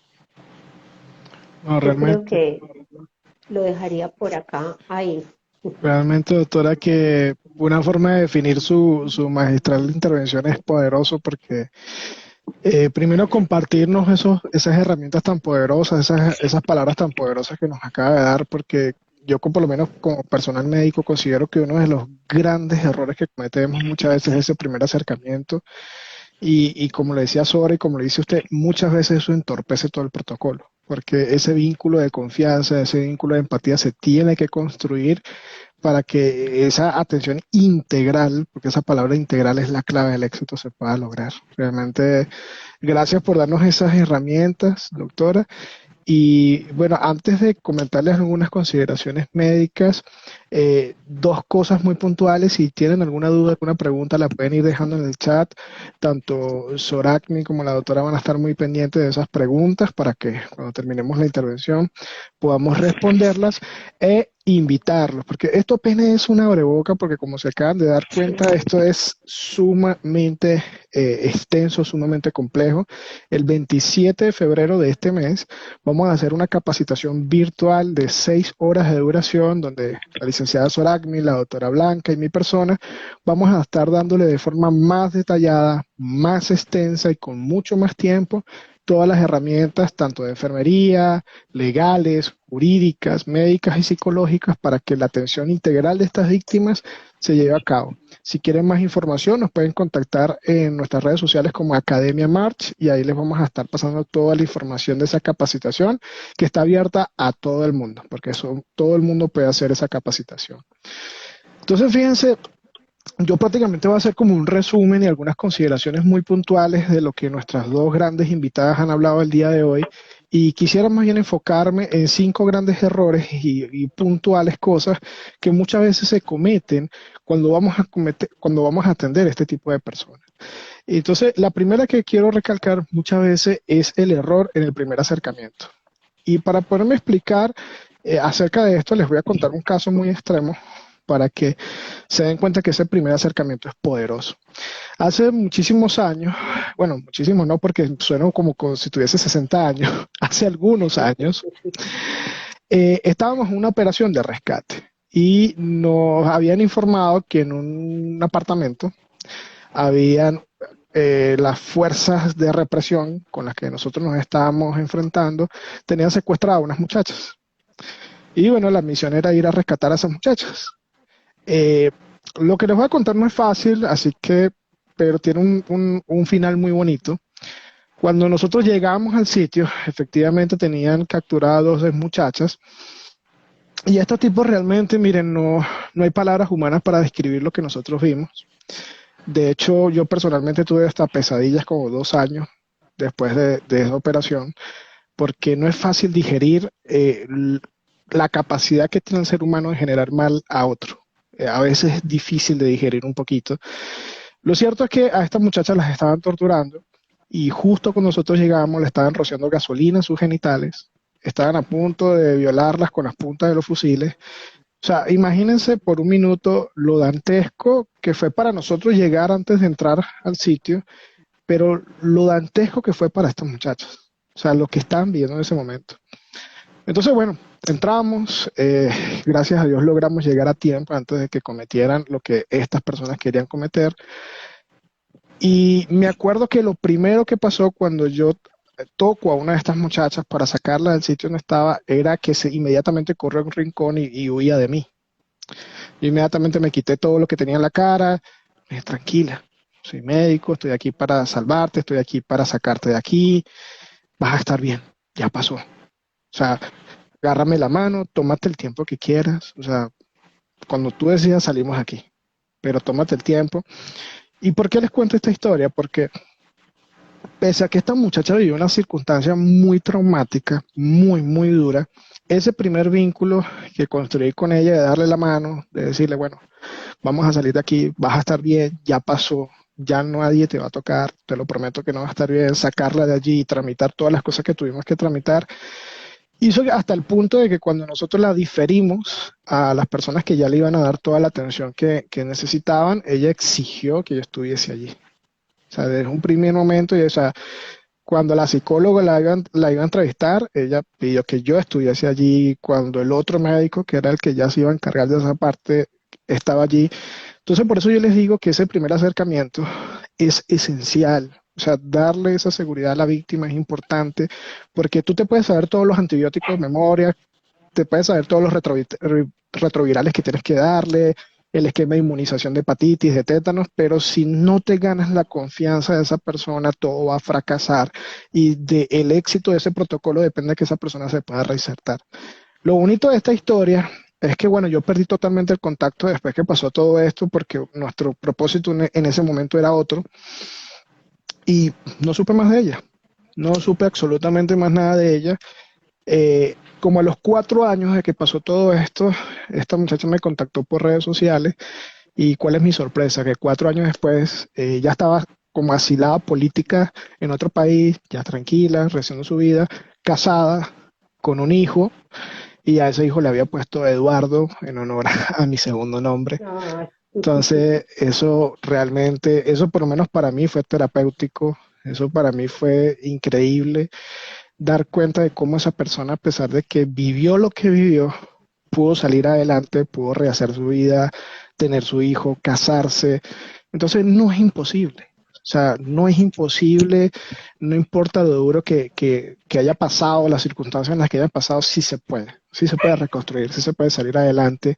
Y mi consejo a mis colegas, sobre todo médicos, porque muchas veces la medicina moderna cada vez es más deshumanizada. Cada vez es más tecnológica, cada vez nos metemos más en un monitor, cada vez estamos pendientes más de los códigos y se nos olvida que nuestra carrera es una carrera humanista. O sea, nosotros nos debemos a la humanidad, nosotros nos debemos al ser humano. Y ese es el primer consejo que quiero darles desde el punto de vista médico, reforzar ese primer contacto y entender que esto es un contacto multidisciplinario. O sea, esto no sale adelante a punta de medicina, no sale adelante a punta de psicología, no sale adelante a punta de enfermería, ni con un abogado. Se necesita que el equipo esté muy bien integrado y ahí es donde va el segundo consejo. Muchas veces me pasa que cuando nosotros damos este tipo de capacitaciones, sobre todo por lo menos aquí en el territorio colombiano, que es obligatoria, hay gente que lo hace de otros países porque quiere aprenderlo, pero por lo menos en el caso de Colombia es obligatorio. Entonces, fíjense qué pasa. Yo a veces le digo al colega, pregunta, ¿tú estás seguro de que en tu servicio hay los insumos para atender a esta persona? Porque, por ejemplo, eso que decía Soracni de las horas es vital. O sea, el tema de recoger las muestras, el tema de recoger la evidencia, el tema de los tiempos para la anticoncepción, de los antibióticos, es vital. Y muchas veces mientras yo reviso y me doy cuenta que no tengo lo necesario para cumplir el protocolo de esta persona, tengo que diferirle a otro centro. Y ahí se me van horas valiosas y quizás las únicas horas que yo tenía para poder impactar positivamente en esta persona. Entonces, muchas personas, por lo menos en territorio colombiano, que esto es obligación. O sea, aquí el personal de salud tiene que tener esta capacitación. O sea, es un requisito de ley. No saben si en su centro tienen. Entonces yo le digo, mira, lo primero que tú tienes que hacer es revisar de que tengas los insumos para recoger la muestra, que tengas lo necesario para mantener una cadena de custodia, que tengas los antibióticos que dicta el protocolo, que tengas la profilaxis por lo menos de los retrovirales, por lo menos para iniciar, y ya en un segundo momento ya por lo menos se puede trabajar con el resto de las dosis. El tema de, por ejemplo, de la gamaglobulina contra la hepatitis B, contra el tétanos, o sea, hay que revisar que realmente se tenga eso. ¿Y cuál es la sorpresa? Que muchas veces cuando nosotros revisamos en nuestro centro, no se tiene nada de esto, no se cumple con esto, y muchas veces otra de las prácticas que se comete de forma dolorosa es hacer esta capacitación por requisito. Entonces, compran el certificado, o van y hacen la capacitación de mala calidad y no se están dando cuenta de la repercusión que esto implica en la salud pública. Lo dijimos al principio. O sea, cerca del 70% de las mujeres en algún momento de su vida van a sufrir violencia sexual. Y si nosotros andamos por la calle sin saber cómo responder de forma efectiva, nosotros nos estamos convirtiendo en parte del problema, no de la solución. Nosotros estamos aportando más a ese problema porque eso que mencionaba la doctora Blanca, que mencionaba Soragni, es verdad. Muchas veces estas víctimas no piden ayuda porque ya el sistema tiene una mala fama. El sistema de que no las van a atender, de que las van a revictimizar, ya vamos a hablar de ese punto. El tema de que posiblemente no consiguen los insumos, o muchas veces el desconocimiento que, bueno, yo no tengo seguro médico, no tengo esto. Y eso lleva a que tengamos un subregistro, o sea, un subregistro muy grande, porque por ahí por la calle hay muchas mujeres, hombres, niños, adolescentes que son víctimas de violencia y en su vida abren la boca. Eso hay que decirlo, para que más o menos ustedes dimensionen esto. Les voy a dar solamente cifras de Colombia para que lo dijeran, Aún con el terrible subregistro, la Organización de Naciones Unidas estima que hay un subregistro cercano al 40%, o sea, cerca del 40% de las víctimas nunca denuncia, nunca lo hace. Y aún con ese subregistro, que es abismal, el año pasado se reportaron 123.900 casos de violencia sexual y de género. O sea, para que lo dijeran, cada 5 minutos, en Colombia, un niño, una mujer, un hombre o un adolescente es víctima de violencia sexual. Eso es bárbaro. Y no es solamente un problema de Colombia. Solamente África nos supera en violencia sexual. O sea, cuando nos vamos a las estadísticas globales, África está en los primeros lugares de violencia sexual y género, y después venimos Latinoamérica. O sea, de segundito venimos todos nosotros. Y es una realidad que se está implementando mucho. Y el tema de la revictimización es otro tema que yo también quiero tratar.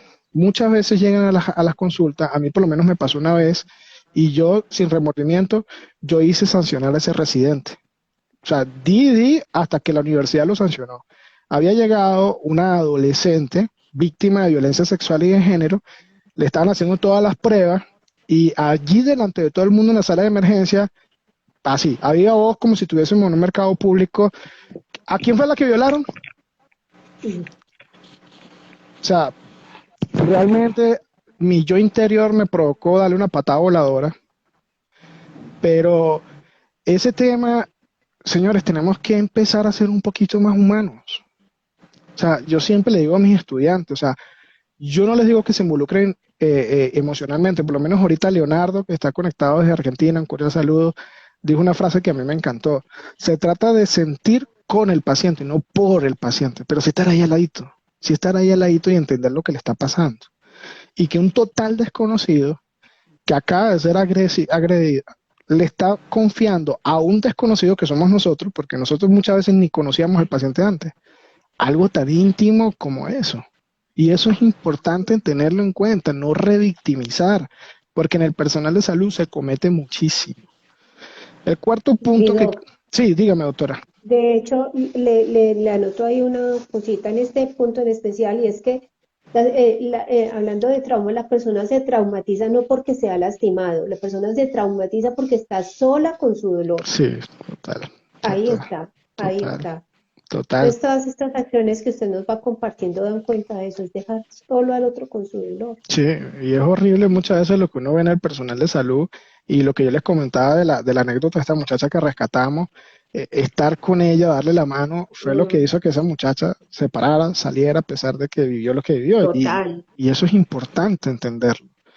Y el otro punto que quiero compartir con mis colegas es el tema de que una de las cualidades de un buen médico es ser observador.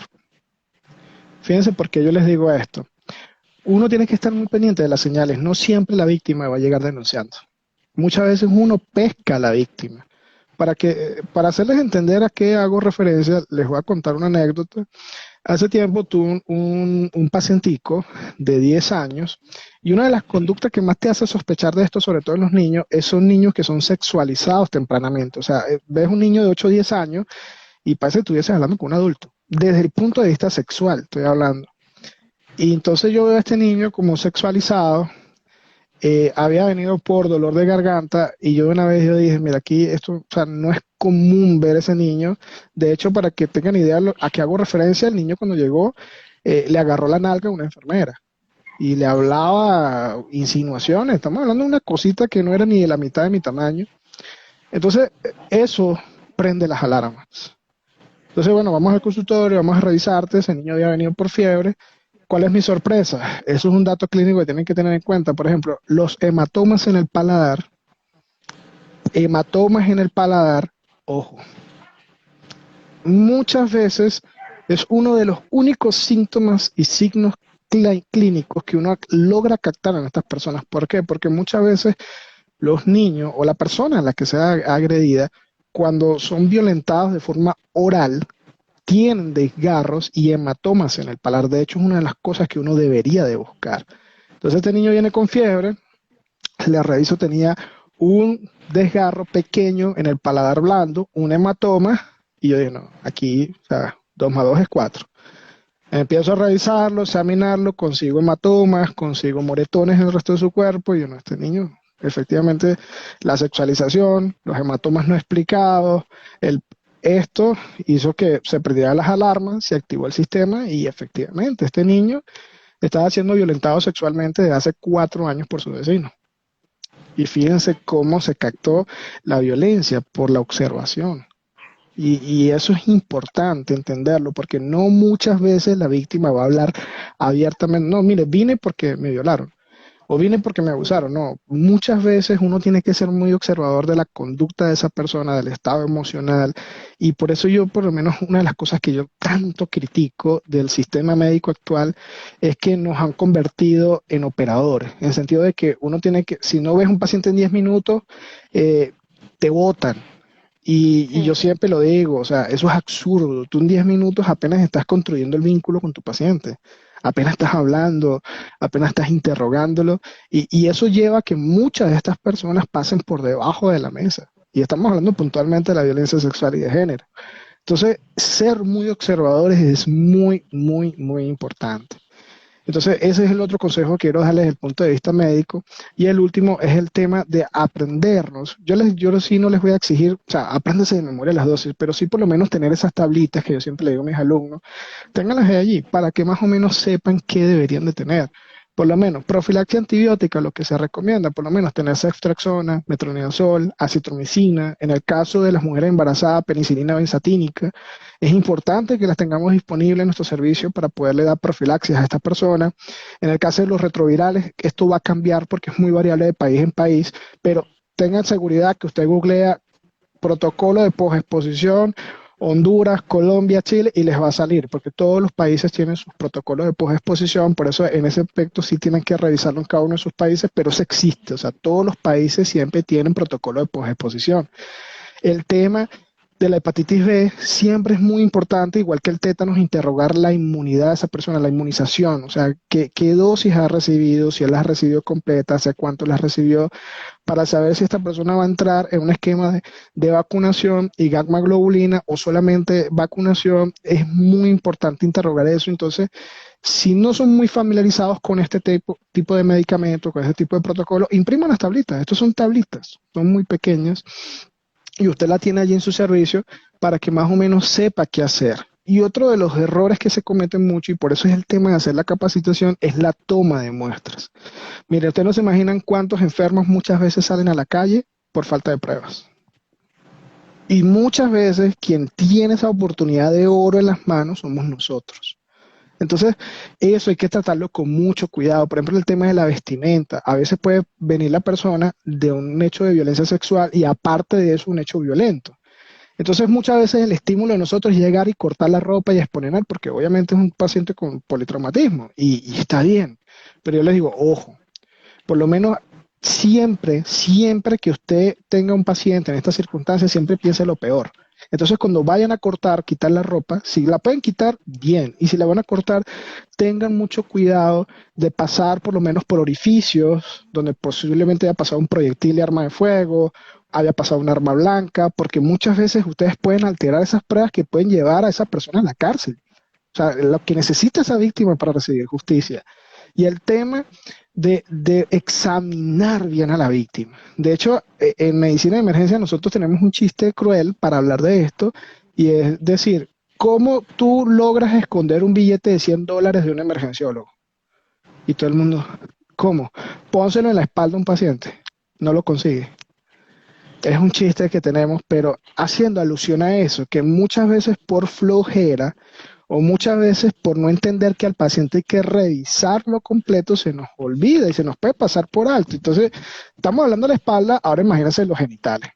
Entonces, al paciente hay que revisarlo completo. Esto tiene sus técnicas que cualquier personal de salud se le enseña, y de hecho en estas capacitaciones uno le da algunos tips de cómo hacerlo, sobre todo en los niños, que a veces es un poquito delicado ese tema, porque allí puedes conseguir los desgarros, ahí puedes conseguir vello, piel, fluidos corporales que pueden ser valiosos para hacer justicia por esa víctima. Entonces, no menosprecien muchas veces el poder y traten siempre de que si estamos dentro del margen de tiempo, más o menos lo que se estima es que esa persona no haya pasado las 120 horas. Dentro de las 120 horas todavía hay muchas cosas que se pueden hacer por esta persona. Obvio, entre más rápido llegue esta persona y entre más rápido se active el protocolo, va a ser muchísimo mejor para todos. Pero es importante que revisemos bien a la víctima completa. O sea, hay que revisar la boca, hay que revisar toda la piel, hay que revisar, por ejemplo, en el caso de los niños, fracturas que no tengan explicación. Eso de que un niño se cayó y se fracturó, eso no se lo cree nadie. Recuérdense que los niños tienen plasticidad ósea. O sea, a mí cuando me llegan y me dicen, no, es que el niño se rebaló y se cayó, no, esta señora cree que yo, ¿qué? ¿No vi anatomía o qué? O sea, ese tipo de cosas hay que agarrarlas, ser perspicaz y hacer un muy buen examen físico al paciente en su totalidad. Y si conseguimos fluidos, si conseguimos cosas que creamos que pueden ser pruebas, recolectarlas adecuadamente.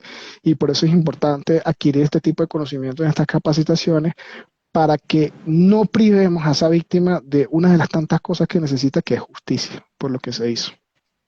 Entonces, eso más o menos son algunos de los tips desde el punto de vista médico que quiero compartir con ustedes el día de hoy, sin antes invitarlos a que se capaciten. O sea, este es un tipo de capacitación, como yo le digo a las personas, que no hay que hacerlo ni siquiera por ley. Esto es algo que todo el personal de salud que intervenga en cualquiera de las cadenas, hospitalario, poshospitalaria, debe hacer, porque se constituye. De hecho, ustedes se meten en la Organización Mundial de la Salud, donde está toda tabulada las enfermedades por código, y se van a dar cuenta que dentro de las patologías o de los problemas que se consideran de salud pública, uno de los que está en primeros lugares después del cáncer, VIH, tuberculosis, enfermedades cardiovasculares, es la violencia sexual y de género. O sea, esto es un problema de salud pública. Esto ni siquiera es una moda, un requisito. Esto es un grandísimo problema que tenemos y a estas personas hay que ayudarlas. Tenemos que ser parte de la solución.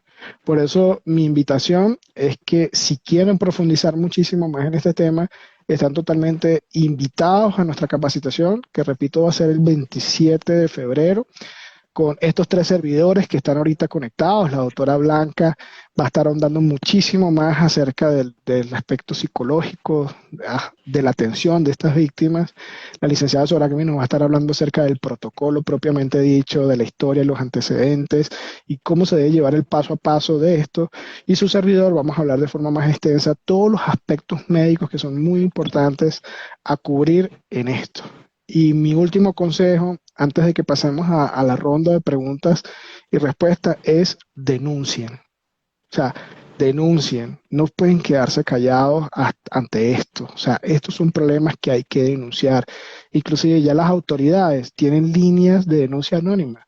Si usted por lo menos lo que le preocupa es meterse en un problema, hay líneas de denuncia anónima. Pero no se queden callados. La doctora Blanca dijo algo muy importante. Recuérdense que la víctima en ese momento no es una persona que está íntegra para poder tomar ese tipo de decisión y ese tipo de comentarios que nosotros hacemos. Pero es que mira, la caen a palo todos los días y no hace nada, que lleve más palo, porque ese es el comentario que hace la sociedad. Sí. Y no entendemos que estamos en presencia de un paciente. O sea, esa persona no tiene las herramientas para poderlo hacer, pero nosotros sí podemos hacerlo, denunciando anónimamente. Y esto, repito, hay que denunciarlo. No se queden callados ante esto. Doctora Blanca, licenciada Sora, si tiene algunos comentarios. Y bueno, mientras nuestras dos invitadas el día de hoy hacen algunos comentarios pertinentes a lo que estamos hablando. Si tienen alguna duda o alguna pregunta, la pueden ir dejando en este momento en el chat para responderlas en este momento y demos por concluida nuestra actividad del día de hoy, recordándoles que están totalmente invitados a nuestra capacitación del 27 de febrero. Pueden seguirnos en Academia March o me escriben por el privado, le escriben por el privado a la doctora Blanca o a la licenciada Soragni y con muchísimo gusto les mandamos la información para que puedan participar de una capacitación de 6 horas totalmente dedicada a este grandísimo problema de salud pública. Yo creo que algo que es importante que tengamos en cuenta es que generalmente, por ejemplo, las personas víctimas de violencia de género tienen una historia de violencia. O sea, desde sus casas ya traen todas estas situaciones de vida.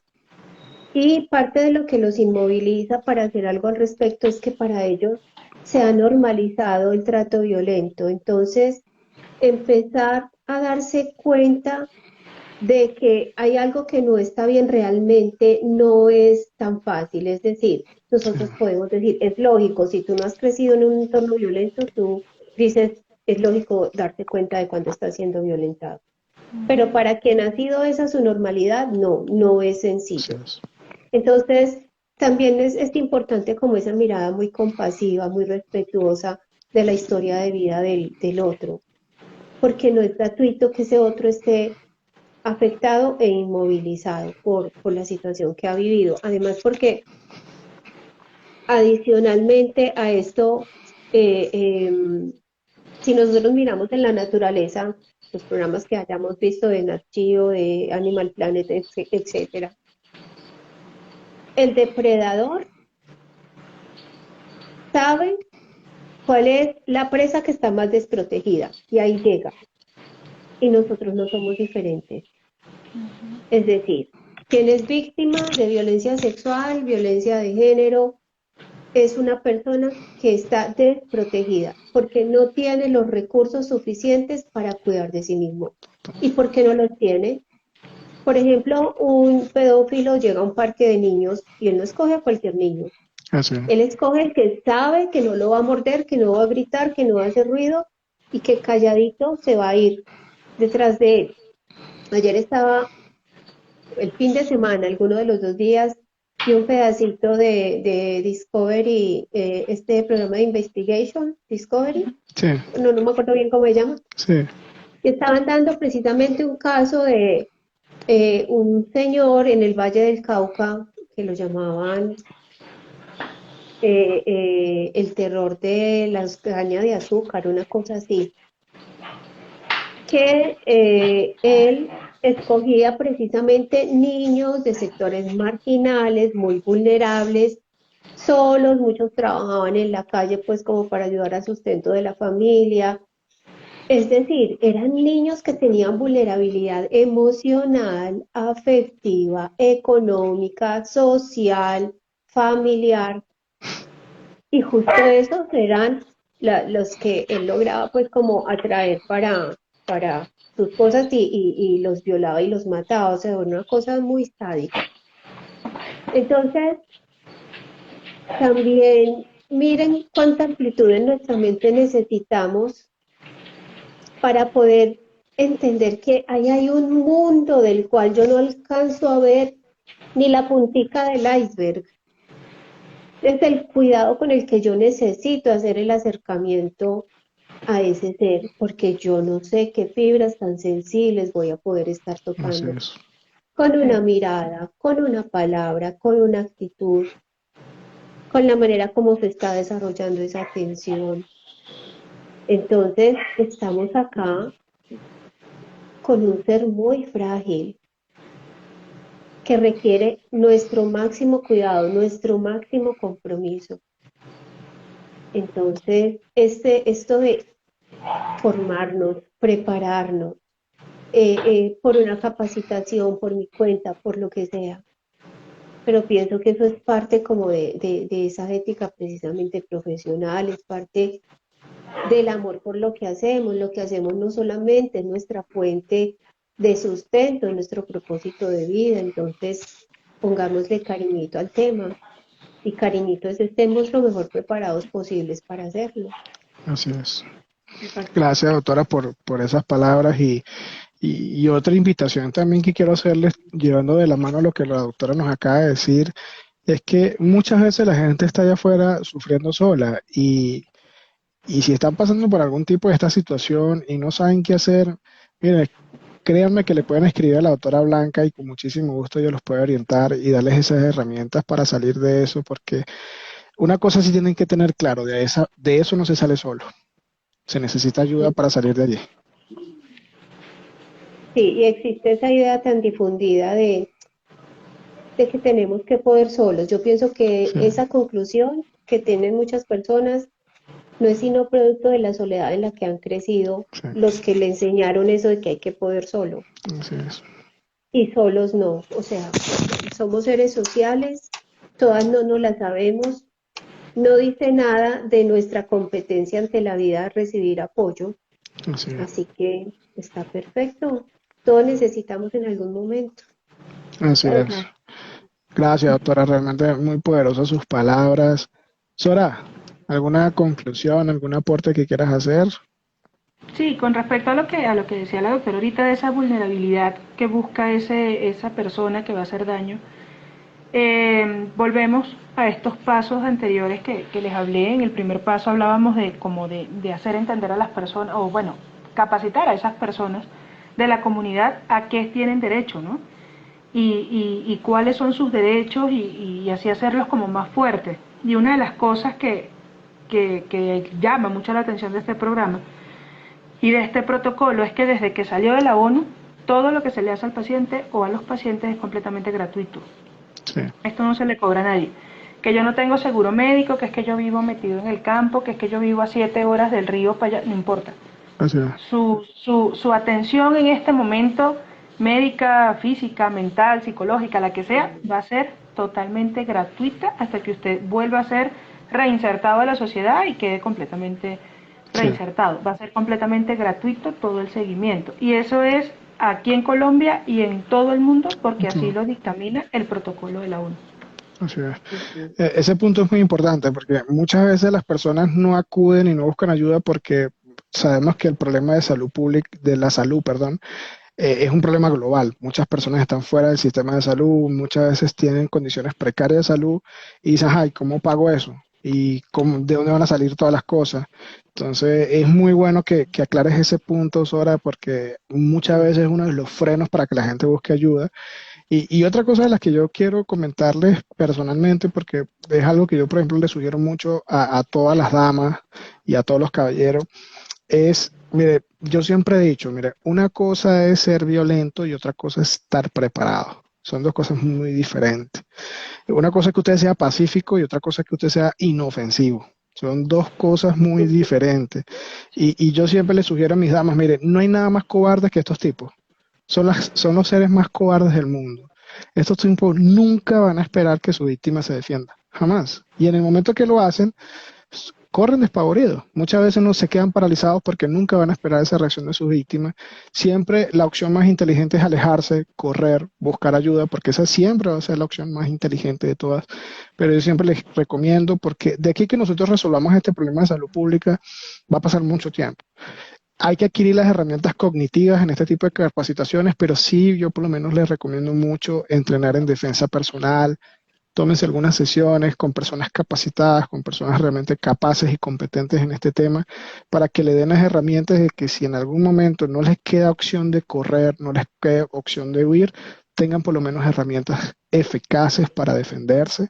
Y hay muchas personas allá afuera muy capacitadas que las pueden orientar en ese aspecto. Y es un consejo muy personal que yo les doy a todas las damas, porque lamentablemente, nos guste o no nos guste, vivimos en un mundo bastante peligroso. Sí. Entonces, bueno, realmente creo que el tema ha sido muy provechoso para todas las personas que están conectadas. No hay ninguna pregunta, pero sí muchas palabras de aprecio y felicitaciones para ustedes dos. Si quieren dejar sus saludos y sus comentarios para nuestras invitadas del día de hoy, lo pueden ir haciendo, de qué país, de qué institución, de qué ciudad están conectados, para dejarle sus saludos a estas dos hermosas damas que el día de hoy nos compartieron tantos conocimientos y tantos aportes tan valiosos para abordar este protocolo tan necesario en nuestra sociedad. Sino antes dejarle la invitación para nuestra próxima capacitación, va a ser la capacitación del 27 de febrero, les repito, el 27 de febrero. Vamos a hacer esta capacitación, pero ya abarcando todo el protocolo. Va a ser una capacitación de 6 horas en modalidad virtual. Nos pueden contactar a cualquiera de nosotros tres o en la Academia March para que se puedan inscribir y puedan certificarse y aprender todas las herramientas de enfermería, jurídicas, legales, de psicología y médicas para atender a estas personas que tanta ayuda necesitan. Muy pendientes de nuestras redes sociales, no solamente vamos a estar compartiendo este tipo de actividades, por ahí les tenemos una sorpresa a mitad de semana de un nuevo formato educativo gratuito que vamos a estrenar el próximo fin de semana. Así que estén muy pendientes porque, como les dije al principio de año, este año venimos con todo. Este año vamos a multiplicar nuestros esfuerzos educativos, así que muy pendientes. Doctora Soragni, si se quieren despedir de nuestros invitados, aquí les dejan muchos saludos desde México, Perú, Colombia, Venezuela, Argentina, Chile, vi gente también de Estados Unidos y España conectados. Los micrófonos son suyos. Bueno, primero pues agradecerte, Carlos, por estos espacios y por este espacio que te tomas el tiempo de desarrollar, porque te conozco y sé todo el tiempo que le tomas a esto. Estos espacios son muy importantes, así duran una hora, hora y media, uno siempre llega a alguien, ¿sí? Entonces, estos espacios son muy importantes.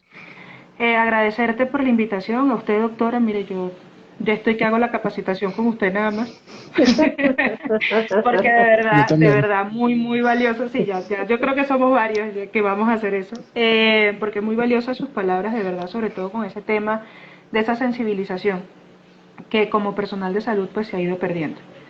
Y no, nada, agradecerle a todos los que se han conectado, de verdad ustedes saben que nosotros buscamos hacer la diferencia en lo que es la educación y contar con ustedes es por lo menos para mí y yo creo que para todo nuestro equipo es algo muy valioso.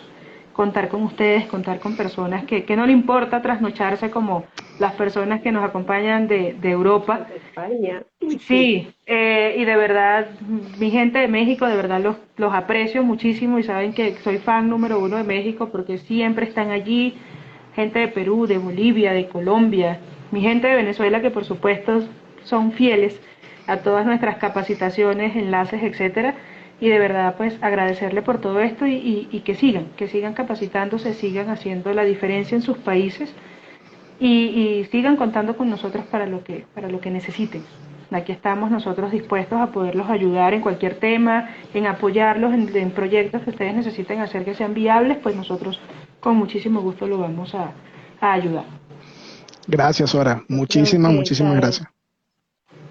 yo creo que esto que nos está diciendo Sora es la clave. O sea, hace muchos años me hiciste acordar de una frase de un libro, Sora. En un libro, yo creo que cuando estaba estudiando psicología, había una frase que decía, todos y cada uno de nosotros somos ángeles con una sola ala y solamente podemos Me volar gusta. abrazándonos los unos a los otros. Correcto. Entonces, acá vamos a aprender todos de todos, con toda seguridad. Desde los que estamos acá entre nosotros tres y con quienes vamos a estar interactuando en esta capacitación. Finalmente, el día a día se trata de eso, ¿cierto? De entender que, por Dios bendito, es más lo que desconocemos que lo que conocemos. Entonces, mientras más apertura tengamos y más es de aprender de todos los que podamos aprender, pues mucho mejor preparados vamos a estar para todas las circunstancias en las cuales nos ponga la vida. Entonces, la invitación de verdad también a que nos acompañen y están con personas y Sora, el doctor Zapa, muy, muy, muy entusiastas con lo que hacen, apasionados más bien en la palabra, así que acaban de tener es una calidad altísima. Doctora, muchísimas gracias, realmente honrado con sus palabras y bueno, súper honrado de haberlas tenido ambas de invitadas en esta edición especial de Conversando Muchas con el gracias. Experto. Y bueno, ya saben, si quieren seguir ahondando en este tema, los esperamos el 27 de febrero. Pueden contactarnos en nuestras redes sociales.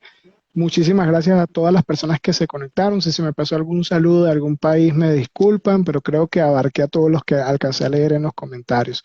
Muchísimas gracias a todos los que participaron en esta edición especial de Conversando con el Experto. Muy atentos a nuestras redes sociales. En el transcurso de la semana vamos a estar publicando una sorpresa educativa que tenemos para todos ustedes el próximo fin de semana y van a estar conociendo a nuestro próximo invitado de Conversando con el Experto que nos va a acompañar del otro lado del charco. Tenemos a un español muy famoso entre todos ustedes que yo estoy seguro que se van a volver locos cuando vean a quién vamos a entrevistar. Así que muchísimas gracias por conectarse y me quiero despedir con ustedes con una frase creo que es muy pertinente al tema que hablamos el día de hoy, que viene del hebreo, de la tradición y la cultura hebrea, es que quien salva una vida salva el mundo entero. Nunca menosprecien el poder de ayudar a una persona. Muchas veces no se imaginan el impacto que esa sola persona salvándola puede causar en la humanidad. Así que sean la diferencia, siempre. Muchísimas gracias a todos, que pasen una muy feliz noche y una feliz madrugada para los que nos acompañan del otro lado del continente y nos vemos en una próxima transmisión. Muy buenas noches. Chao, buenas noches. Caballero y todos los demás, una feliz noche. Hasta luego. Hasta luego.